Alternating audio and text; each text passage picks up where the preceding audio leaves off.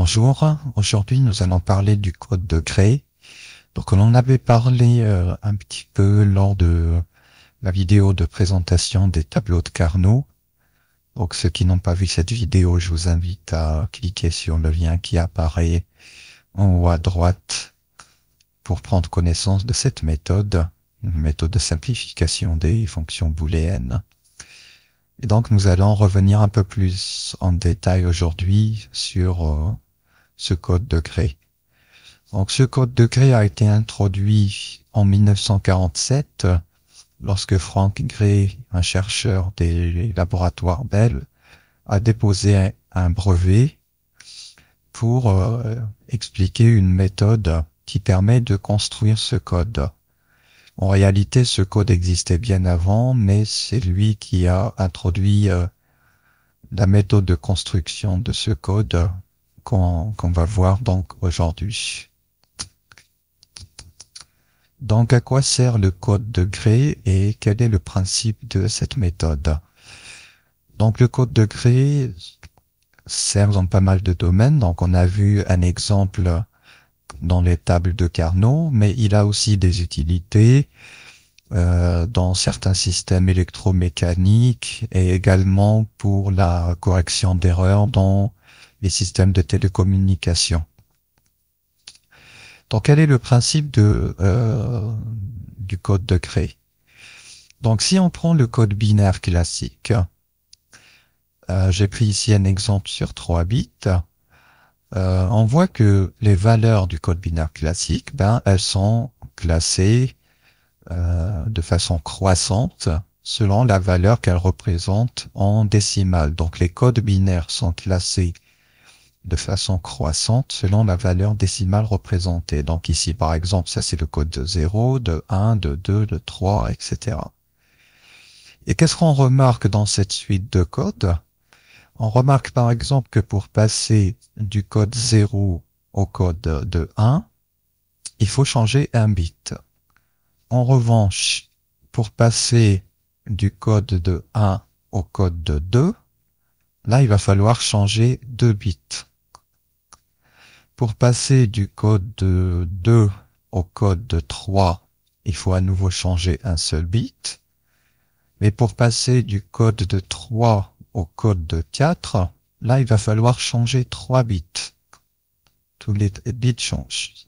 Et ainsi de suite, jusqu'à, pour passer du code 7 et revenir au code 0, il faut aussi changer 3 bits. Donc le but du code de Gray, c'est de réarranger ces codes binaires de façon à ce que lorsqu'on passe d'un code au suivant, il n'y ait qu'un seul bit qui change. Donc on voit ici par exemple que pour passer de ce code à celui-là, il n'y a que ce bit-là qui change. Pour passer de celui-là au suivant, il n'y a que ce bit-là qui change. Pour passer de celui-là au suivant, il n'y a que ce bit-là, et ainsi de suite. Vous pourrez vérifier que d'une ligne à la suivante ou à la précédente, il n'y a qu'un seul bit qui change. En plus de la dernière ligne à la première ligne, cette contrainte est aussi vérifiée. Donc, entre ce code-là et celui-là, il n'y a que ce bit-là qui change. Et donc ça peut avoir des utilités, comme je l'ai dit, dans certains systèmes, d'avoir qu'un seul bit qui change lorsqu'on passe d'une valeur à la suivante. Donc la question qui se pose maintenant, c'est comment construire ce code. Alors, quand on a 3 bits, on peut y arriver un peu par tâtonnement, mais imaginons une valeur sur 8 bits ou 16 bits, donc 8 bits ça fait 256 codes différents et 16 bits ça fait 65 536 codes. Donc il est évident que on n'y arrivera pas par tâtonnement. Et donc Gray a proposé une méthode simple pour trouver justement ce code-là, quel que soit finalement le nombre de bits considéré. Alors, en quoi consiste la méthode? Donc nous allons tout d'abord partir sur le cas d'un seul bit. Donc lorsqu'on a un seul bit, ben, c'est facile, on a simplement les deux codes 0 et 1.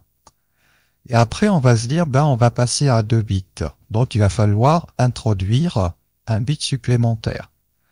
Donc ce bit supplémentaire, je vais mettre à côté de ces deux valeurs, ben 0. Donc vous savez que sur 2 bits, il y a 4 combinaisons possibles. Donc ici, j'ai les deux combinaisons où ce bit-là vaut 0, ce qui signifie que dans les deux combinaisons restantes, ben, ce bit-là vaudra forcément 1. Maintenant, notre contrainte, c'est quoi? C'est que d'une valeur à la suivante, il n'y ait qu'un seul bit qui change. Donc si je regarde de cette valeur à celle-ci, ben, j'ai déjà ce bit-là qui a changé. Donc forcément, ce bit-là ne devra pas changer. Donc il doit rester à 1. Et finalement, quelle est la combinaison qui reste? 1, 0. Et donc voilà, j'ai trouvé le code de Gray sur 2 bits.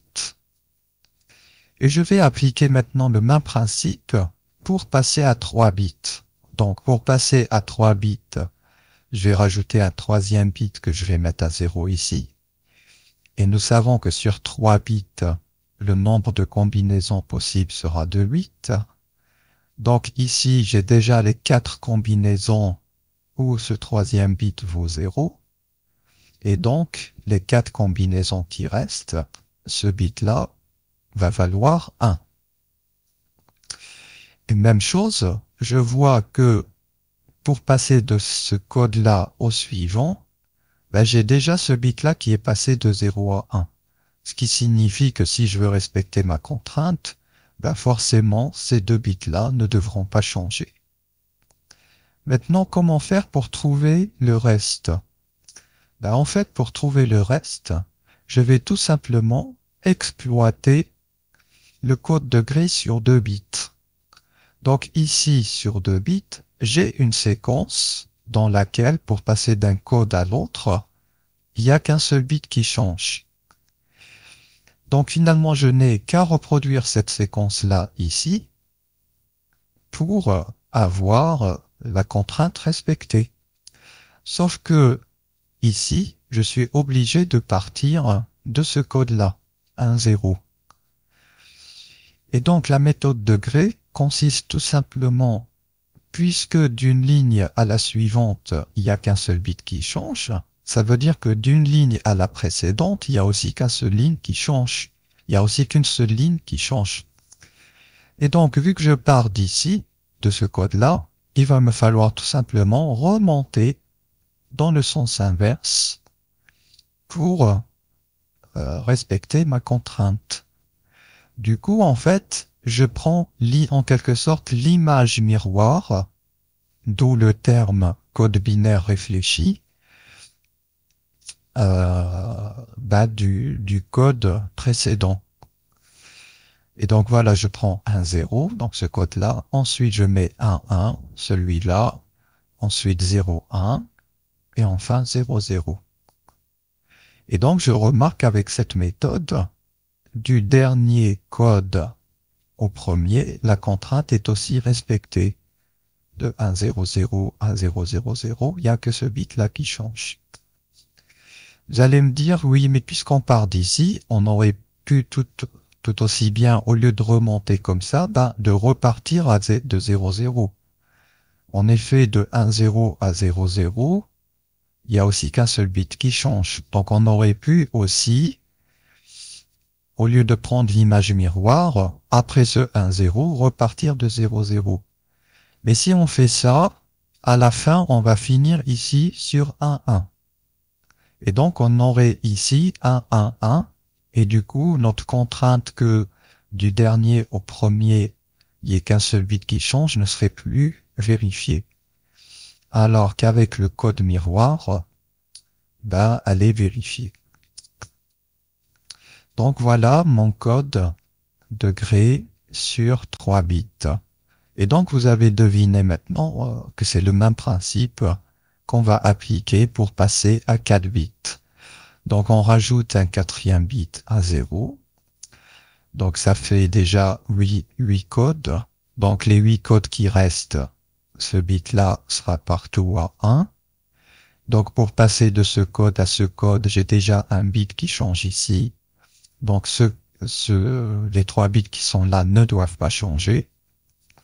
Et enfin, je n'ai qu'à réutiliser, vu que je pars maintenant de ce code-là, je n'ai qu'à remonter dans le sens inverse. Donc réécrire le code, l'image miroir du code de gré sur 3 bits, le réécrire ici, dans le sens inverse, pour obtenir au final mon code de gré sur 4 bits.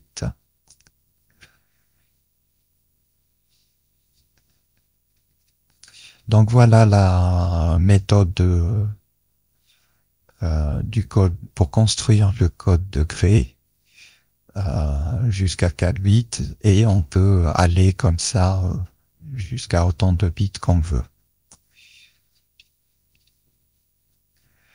Voilà, donc ceci clôt la présentation du code de gré, et je vous dis à une prochaine vidéo.